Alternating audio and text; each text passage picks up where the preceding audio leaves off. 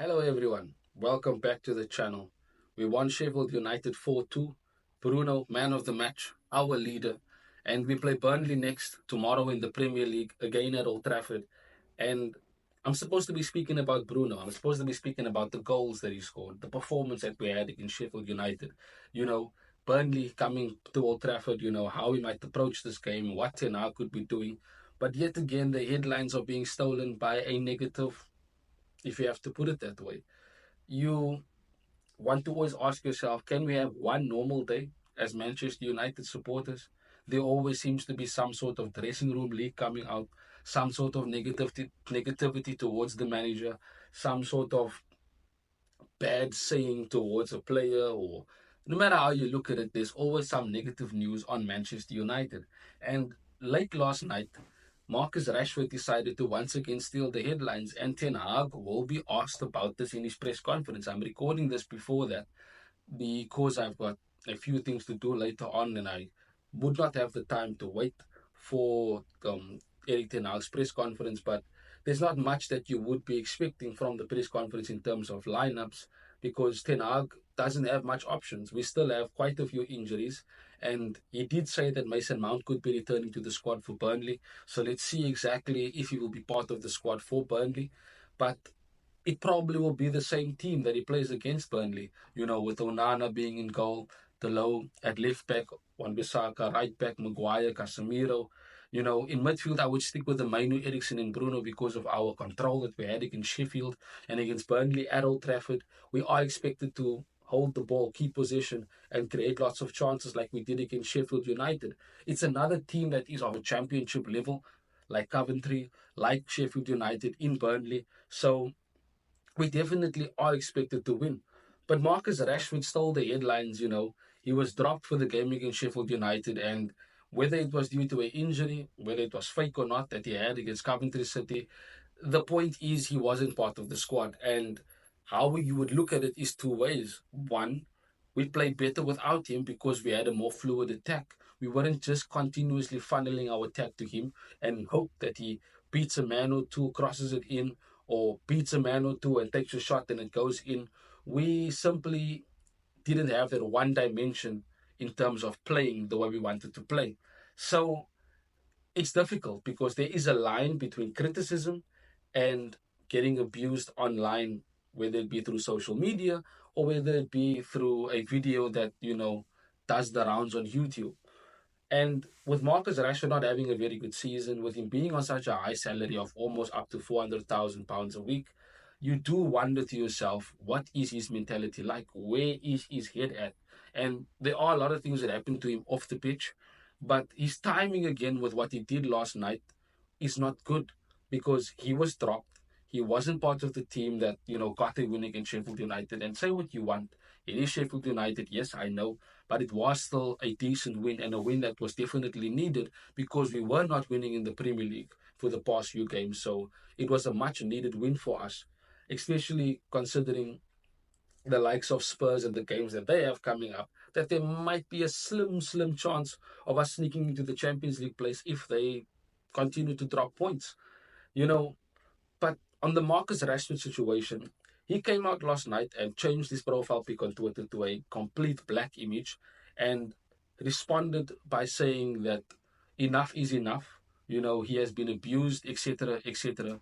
And as I said, there's a line between constructive criticism and being abused. Now, a lot of people have constructively criticized Marcus Rashford for his performances, for his lack of effort, etc., etc. But on the other hand, you are also thinking of his own mentality, going out to nightclubs, a night before training and getting caught for doing so. You know, we remember last season there was another thing where he was late for a meeting and he got dropped against Wolves, came on, made a statement, scored a winning goal for that. You expected the same after the Belfast incident, but there was no resurgence or a statement to be made.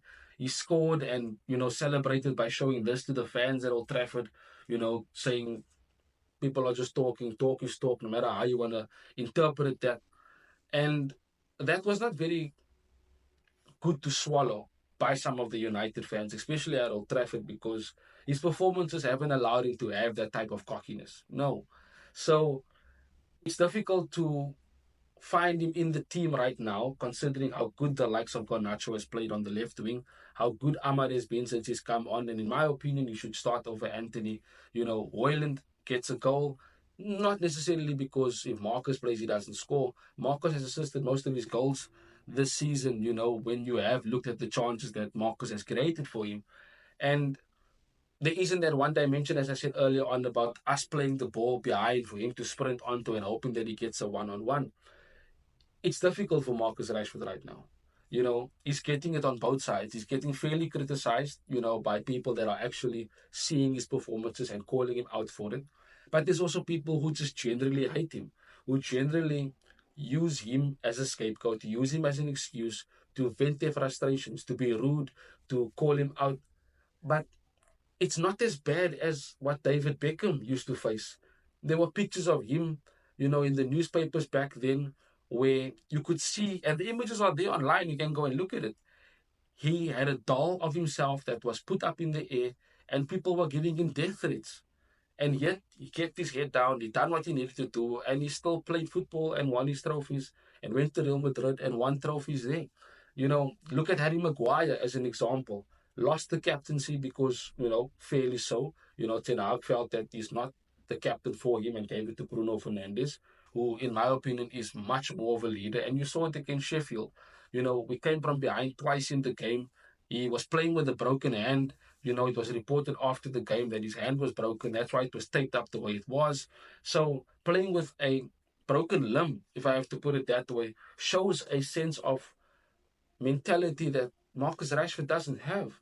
Maguire fought, his way back into the team. And yes, because of injuries, he's getting more game time than he would have wanted or believed. If Varane and Martinez were fit, game in, game out, he probably would come off from the bench, making cameo appearances.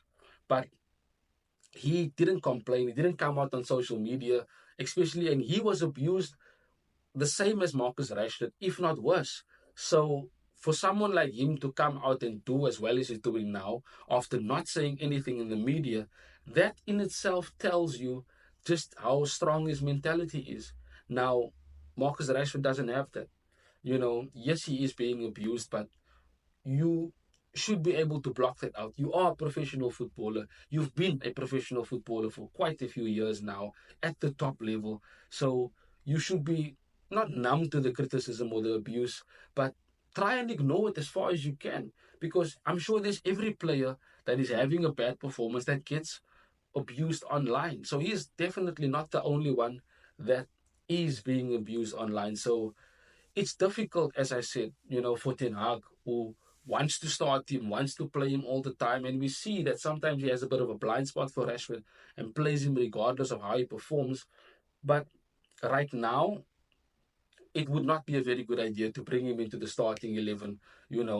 If he's going to be part of the squad, fine, put him on the bench, bring him on in the second half, give him a run out and see exactly how he performs. And he would need to make a statement, when he comes on.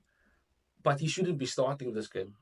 I understand he's getting abuse, but there is a line and there is fair criticism that is being given towards him. Those that are abusing him, it's not right. It shouldn't happen at all. So it depends on what messages he's received and how he has received those messages and how he has interpreted them. We can't we can't say for one on our side that he is getting abuse from this person or that person, and that person is not abusing him. We will never know. We will only know what we say about him as individuals, and as Manchester United fans or even rival fans, how they view him. But we need to just get as much points as the end of the season, until the end of the season. Sorry, we cannot have the same mentality of, no, it's Burnley, it's going to be easy. No, the last time we played Burnley away, it was a wonder goal from a long ball from Evans that Bruno volleyed in, and we won 1-0. And in that game in itself, a lot of people would say that we deserved to lose that game, but we managed to find a win.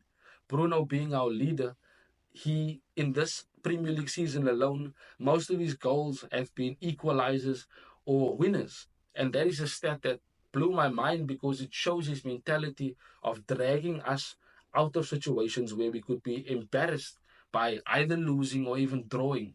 So say what you want about Bruno. He is the team's leader right now. Everybody looks to him for motivation. Everybody expects a magical moment from him, whether it be creating a goal or scoring a goal himself, like he did to make it 3-2 against Sheffield United. So we need to respect Bruno. We need to support him because he's one of the players that have never gotten injured at all. And he barely needs a rest. He gives his everything for the club and he carries his heart on his sleeve. You see his frustration during the games, how he swings his arms around, and you might interpret it in a bad way, but it's him being frustrated because he wants to win. He constantly wants to win.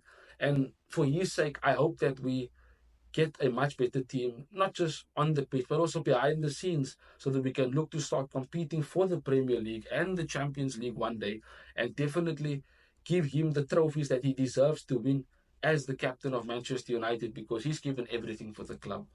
But against Burnley, I do believe that we can go and get the win. We are playing at Old Trafford and we should be winning this game. Vincent Company will try and play his Pep Guardiola-esque like style with him in terms of possession, but we need to focus on ourselves, do what we need to do, and just play the way we did against Sheffield United.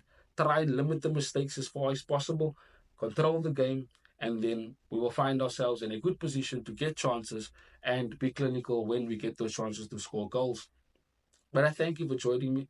Drop a like if you haven't done so. Subscribe to the channel so that you can be part of this community that we have.